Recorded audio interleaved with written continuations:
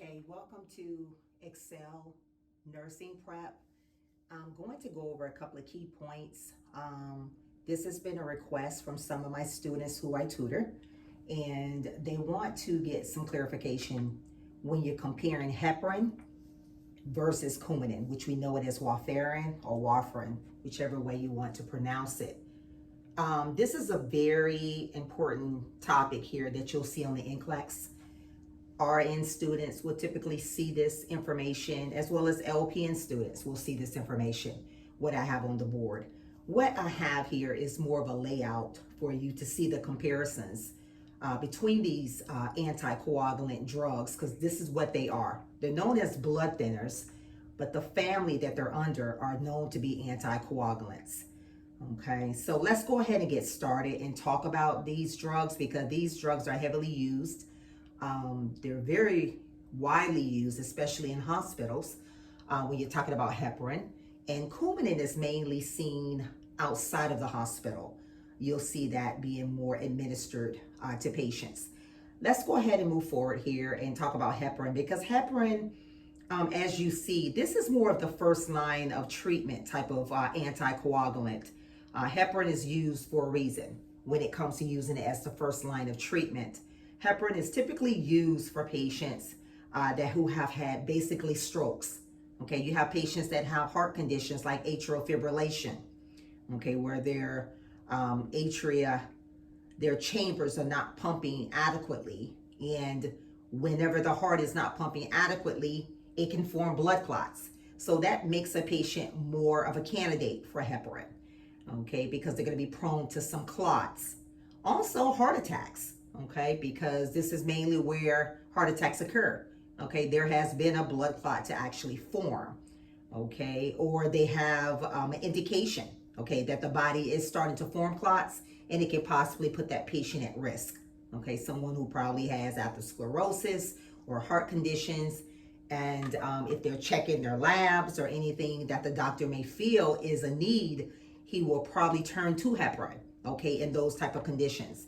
Another thing I have listed up there is surgeries. Surgeries are very prone, patients that are coming out of surgeries, or before surgeries rather, either way, they can use heparin, okay, because surgeries, they don't want a patient that's coming out of these type of procedures that's going to be prone to any types of clots forming after having any type of invasive procedure. So the first line of treatment of heparin is going to be, well, the first line of treatment to be used is going to be usually heparin, okay? And this is typically going to be used in the hospitals, so you can get familiar with that. Coumadin is more of the anticoagulant. Like I stated before, it's going to come on the second line of treatment. This is something when that patient has pretty much is getting ready to go home, or they may administer it to just make sure the levels are where they need to be, okay, on the labs before they put them on to Coumadin. But usually they're going to put that patient on to Coumadin probably about 48 hours after they've already been on, okay, that heparin treatment. Now, when we're talking about Coumadin, and I'm switching to the other side because Coumadin is used for different conditions. Mainly, you'll see Coumadin used for people or patients, shall I say, that have pulmonary embolisms, and they call them PEs. People that typically have these emboli that are lodged, or there are a candidate where they're seeing that it's been lodged into the lungs, in the pulmonary system, they'll go with Coumadin, as well as venous thrombosis. Okay, so venous thrombosis, you can see this in like deep venous thrombosis, deep vein DVTs is what they're known for. So people who are known to have, be prone to these DVTs and blood clots, because we'll see those DVTs a lot in the lower extremities. They'll usually use it for Coumadin, okay? But let's go ahead and switch back over for heparin and talk about heparin a little bit more. What you see on the board is heparin is mainly, this is mainly a drug that's known to be an anticoagulant, but it's known to be a thrombin inhibitor, okay? This is what heparin does. It inhibits the thrombin from forming a clot, okay? And that's what makes it effective with heparin, because it's actually targeting, okay? It's targeting the components that's going to form it, and that's going to be thrombin. So that's what makes it a thrombin inhibitor. Now, underneath, you see the process of when thrombin starts to convert. Okay, this is what potentiates into a clot. Thrombin will actually convert into fibrogen. Okay, and once it converts to fibrogen, as you see and you follow the arrow, it's going to come back and form fibrin. Okay, once it forms fibrin, fibrin is going to be the precursor, because this is going to be the precursor to being an actual clot.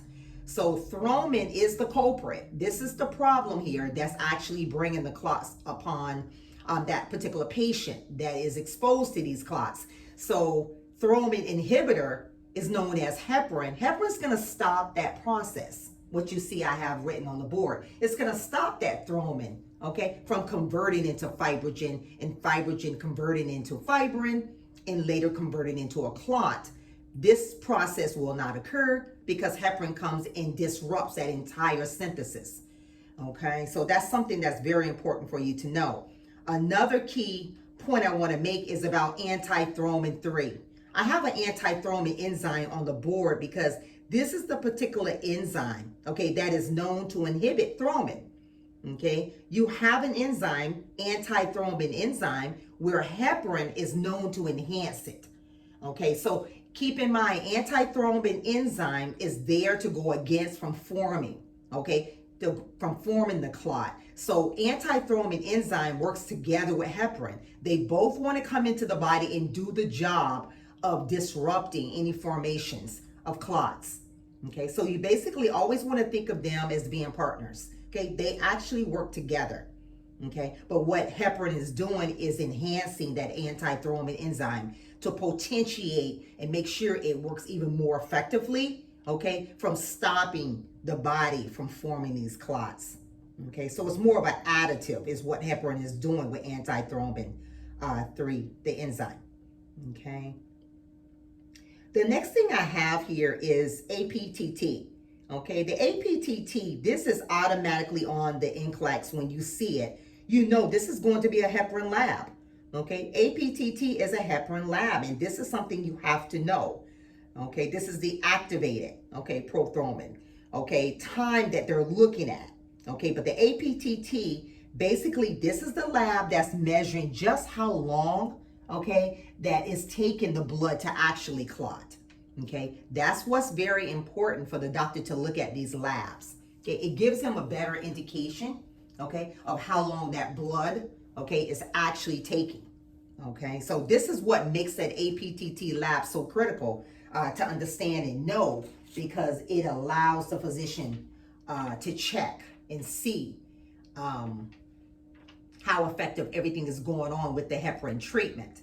So always know APTT is basically the lab strictly for heparin, okay, compared to the Coumadin. We'll talk about those labs, okay? Now, a prolonged APTT, if you see a prolonged APTT and they're talking about it on the Nclex, that just means the body is taking longer, okay? It's taking longer to clot than expected, okay? This is the reason why they want to see exactly what's going on with this patient, because if it's taking longer for the blood to clot, okay, and a patient is coming out of surgery, okay, that's going to pose a problem because they can have an internal bleeding. Okay, so this is another lab that's going to be drawn. You know, most likely they're going to draw this lab before surgery because they want to see where the blood is at when it comes to clotting. Okay, and always know the APTT is the activated partial. Okay, it's actually the activated partial thromboplastin time. Okay, I may have left that off. Okay. Always know that your APTT time, the normal should be between 20 to 35 seconds for someone who is not on an anticoagulant. Someone who's not taking heparin, okay, their numbers should be between 20 to 35 seconds on a lab. Okay, that's the normal. But when you're talking about someone who's getting therapeutically treated with heparin, that is the difference. The Nclex wants you to know when a patient is being treated with heparin. Okay, and the difference is that it's going to be a formula. I didn't write it on here, but you have to memorize the formula. It's basically 1.5. It should be anywhere between 1.5 to 2.5. Okay, is where their lab should be, times the normal. Okay, 1.5 to 2.5. Okay, so the range should be between 1.5 and 2.5 times the normal is what their labs should be consisting of. Okay, as far as the calculation. okay, of their APTT time. Okay, now usually they're going to draw heparin labs. When someone's on heparin, they're going to keep a close eye to heparin because heparin is known to potentiate and cause clots. Instead of getting rid of and going against formation of clots, it can turn around and cause clots if a patient is on heparin for a longer period of time. Okay, let's say if somebody was on a heparin in 5 to 10 days, then it can possibly cause, okay, a formation of clots. But that is another lecture to cover about the side effects of heparin. This is just a general front end of what heparin does and why heparin is used. Okay, but always know it's typically drawn about every 4 to 6 hours because you definitely want to stay on top of where this patient's labs are with the formation, not the formation, but with the treatment of heparin. Let's move on and talk about Coumadin because we know Coumadin. Coumadin is very popular because, again, this is a heavily prescribed blood thinner. Okay, and you'll see this a lot in the skilled nursing. You'll see it a lot within the homes, but you see it a lot in just the geriatric population. People are typically on Coumadin, okay, because of the conditions that they may have. Okay, now one thing about Coumadin, and we know it as warfarin, okay, this is more of the secondary, and I put it as a second line of treatment because Coumadin is pretty much going to come after heparin treatment has been given. Okay, and that's the reason why, because heparin is going to act much faster. This is a much faster anticoagulant when you're talking about heparin. Coumadin works a little slower. Okay, it takes a little longer for Coumadin to really become effective because, as you see on the board, basically Coumadin is going to take effect basically around 48 hours. It takes about 48 hours because Coumadin is going to take that time frame because Coumadin is actually working. It's going to be actually working on the vitamin K. Okay, we know in the intestines we have vitamin K, and vitamin K is known to produce the clotting factors. Okay, we know the liver is what produces the actual clotting factors, but vitamin K produces the synthesis, okay, of the blood clotting factors. So Coumadin is going to be given to a patient, and when they take Coumadin, its mechanism of action is to work on vitamin K and disrupt the synthesis of vitamin K, producing the clotting factors. That is the role for Coumadin, and this is why it takes a little longer for Coumadin to kick in and to work effectively as a blood thinner. Okay, so therefore, overall, heparin is always going to be used first, okay, with the patient, basically, because of that simple delay that Coumadin causes. Okay, now you'll see on the board here where I wrote with the PT labs. PT labs are always going to be consistent with Coumadin, okay, compared to APTT, that is heparin. But when you see PT labs that are being that's being shown on the Nclex in a scenario, you already should know this is going to be a Coumadin patient, okay, that I'm looking at in this scenario.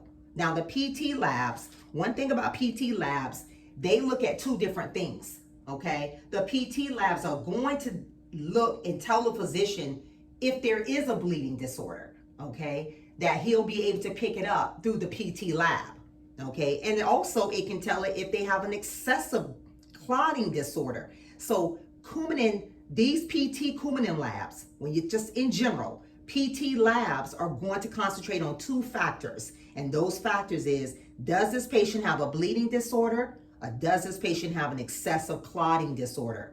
Now, you may have heard of the condition of DIC, disseminated intravascular coagulation. This is a condition that will show up, okay, through a PT type lab, okay, because that is an excessive clotting disorder. And we know about DICs because DICs can happen in maternal, okay, in maternal patients. Patients that are pregnant are at risk for DICs. Let's just say if they have abrutio placentae and the placenta completely tears away from the uterus, that can expose them to a DIC. Well, the lab, if they take a PT lab, that can really show them actually what's going on. If they have the excessive clotting disorder and there's a lot of blood clots going on intravascularly, it can be picked up through this lab.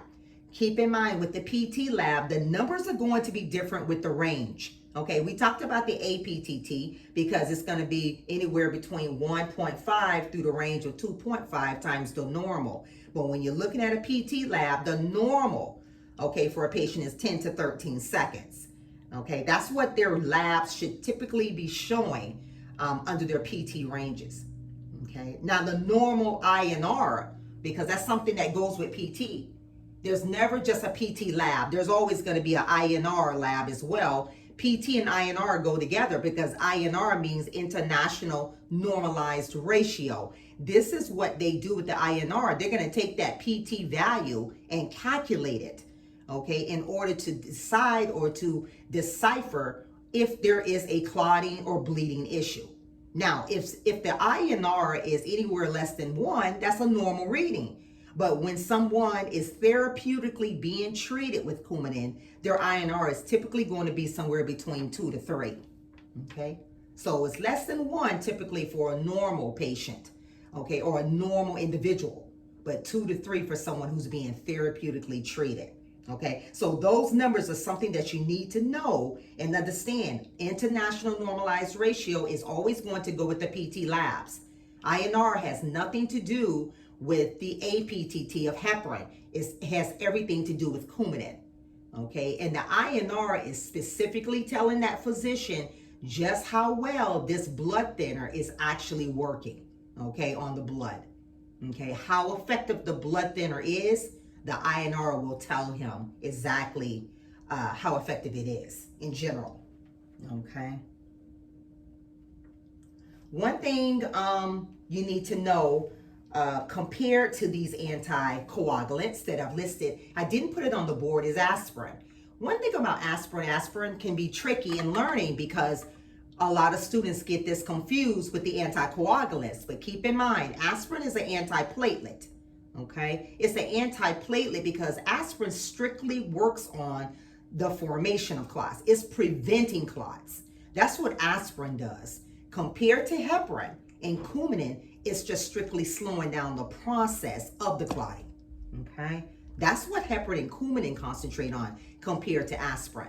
So when a patient is taking aspirin, let's say they're therapeutically taking aspirin, 81 milligram low dose, 1 tablet daily. This is a preventive measure to keep this patient from being exposed to any clots in the future, okay, from any formation of clots, preventing any strokes from occurring, okay. This is the process and this is the reason why aspirin is being used, but keep in mind, aspirin is an antiplatelet, okay. And so the difference overall, aspirin works on preventing clot formation. Heparin and Coumadin, okay, they work on slowing the process down, okay, of the clotting, okay, that's possibly trying to occur, okay, but it does not prevent clots. Heparin and Coumadin, they do not prevent clots. They're strictly blood thinners, okay, they slow down the process. This completes it here for a quick overview, okay, of heparin versus Coumadin, and hopefully this gives you some idea of why these anticoagulants are used, how each one effectively works in general, and the different conditions of what they're mainly used for. But always know heparin is more of that first line treatment. Coumadin is more of the one that comes in and bridges behind it as a second line of treatment once the levels have been stabilized with heparin, because heparin is rapid. This is a rapid drug compared to Coumadin. This is why Coumadin is brought in second to bridge in, and then it's more of a maintenance blood thinner, okay? Thank you for tuning in, okay, to Excel Nursing Prep, okay? Hit subscribe, okay, if you would like to follow the videos here, and wish you the best on the Nclex